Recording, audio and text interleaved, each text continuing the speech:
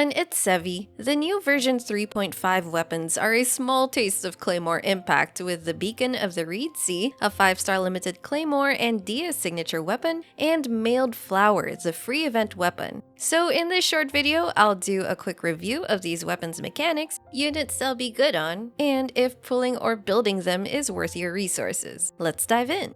First up is the Mailed Flower, the free limited event reward we'll get from the Windbloom event. The event might not be out yet depending on when you watch this. It should be live on March 3 to March 20, but I have an in-game copy to show from the media server. Anyway, right off the bat, I think this is a nice addition to the free event weapons we've gotten, and has an effect quite similar to our previous Mondstadt event weapon, the Missive Wind Spear. Let's review its stats and effects. It gives a pretty high 565 base attack for a 4-star, with a decent 110 EM substat at level 90. Moreover, if your skill hits the enemy, whether the enemy is shielded or not, or if the equipped character triggers an elemental reaction, they get an additional 24% attack and 96 EM at R5 for 8 seconds. That totals up to a nice balanced stat spread between attack and EM. Do note that the equipped character has to trigger these conditions while on field to get the buffs. As you can see here, even if Dehya's skill procs while she's off field, she won't get the buff. This effect's duration can also be refreshed even while it's still active. So if your character is mainly on field, using their skill or triggering reactions, the buff uptime can be maintained easily. Anyway, since the Mailed Flower buffs EM, it's best paired with those who primarily deal reaction damage. The top picks would be Diluc or Melt Chongyun. Sayu's also a viable user as an Anemo Swirler, and since her healing scales on both attack and EM. Other niche cases could be Beidou in Quicken teams, Thundering Furry Razor, and Xinyan or Dehya in reaction teams. Of course, prioritize ER if burst uptime is necessary, even if you need an ER weapon for that. But if that's taken care of already and you can afford to stack more EM and attack, then the Mailed Flower is a solid free weapon. If we get more Claymore characters that scale on EM and attack, this will easily be a staple free-to-play option to recommend. I have a feeling it's going to find more viable users in the future. Its stats are general enough that it has good horizontal value, and it won't be too niche like Albedo's Cinnabar Spindle. I think it's also a really pretty weapon, but right now it doesn't seem to really aesthetically match anyone, so hopefully a more matching character will come soon. Okay, so next is the newest member of the Paddle Club, the Beacon of the Reed Sea. It gives a 608 base attack and 33.1% crit rate, which are pretty standard for 5-star crit weapons. But at least now, we have our first 5-star crit rate Claymore. Then for its passive, there are 3 buffs to trigger. First, if the equipped character's skill hits an enemy, they get 20% attack for 8 seconds. This also triggers whether or not the enemy hit is shielded. Second, if the equipped character receives damage, then they get another 20% attack for 8 seconds. This time it's not just a hit, your character has to be damaged. So for example, if you get hit while shielded, it will not activate since no damage is taken. Or another specific case is if Beidou is holding her skill to absorb damage and counter. As long as her HP doesn't get reduced, it also won't activate. If you want your character to snapshot the second attack buff, they have to get damaged before the snapshotting ability. Both these buffs can trigger on-field or off-field, and the off-field disclaimer is obviously for Dehya's mechanics. Strangely though, it doesn't trigger from corrosion damage whether a character is off-field or on-field. To demonstrate, here's Dehya equipped with the Beacon and her default attack stat.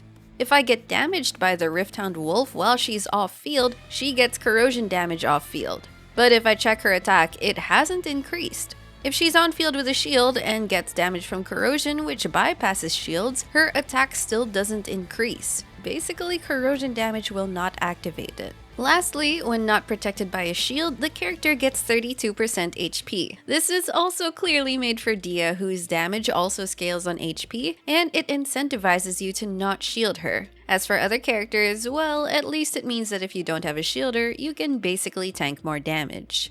So my review of this weapon is that it's actually a very good generalist Claymore. Even if not everyone can maximize the HP buff, the crit rate stat and attack buffs make it a really well-balanced stat stick for primarily attack scaling DPSs. If you compare this to 5-star attack Claymores, the Wolf's Gravestone or Unforged, the main difference is that they give so much attack, which can suffer more from diminishing returns, especially with external attack buffs. For example, you often run D-Luke with Bennett, so with Wolf's Gravestone, that's already a lot of attack stacked, without contributing to other stats like crit stats and EM. But with the Beacon, since you get a lot of crit rate already on top of the attack buff, you can aim for more crit damage or EM stats. Comparing it as well to the Redhorn Stone Thresher, the Redhorn's passive is more niche since it boosts defense and only buffs normal and charged attack damage, whereas the Beacon gives a more universal attack buff. All in all, the Beacon is a very solid 5-star Claymore. If this were to rerun in the future along with a weapon I like, I personally wouldn't mind losing to the Beacon since it offers good horizontal value for a weapon that current and future Claymore users can generally take advantage of. However, you might already have a Serpent Spine with refines or that you aim to refine over time. For a 4-star BP weapon, it's very strong and competitive against 5 stars. You also might have pulled other 5-star Claymores from before.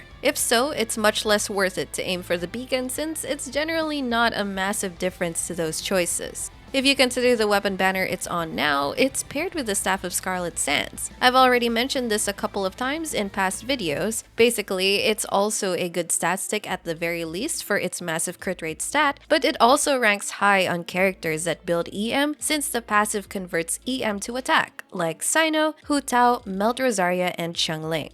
As always, pulling on the weapon banner is a huge risk, and free-to-plays should consider heavily against doing so.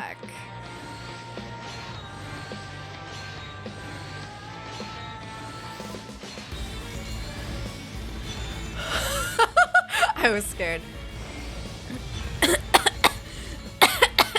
But if you have the primos and are interested in snagging a 5-star for your weapon arsenal and have the right characters for it, then the current weapon banner is relatively good to pull the Beacon on for having 2 generalist 5-star options. Anyway, those are my thoughts and review on these new Claymores. Let me know in the comments who you are going to put the Mailed Flower on, and if you are eyeing the Beacon for someone in your roster. And by the way, if you're looking for my thoughts on Dehya or a guide on her, I'm going to have my video on her linked down in the description. If you enjoyed this video, don't forget to leave a like, consider subscribing to my channel if you haven't already, and I will see you all soon.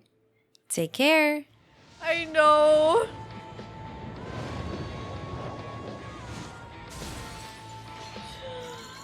Oh my goodness!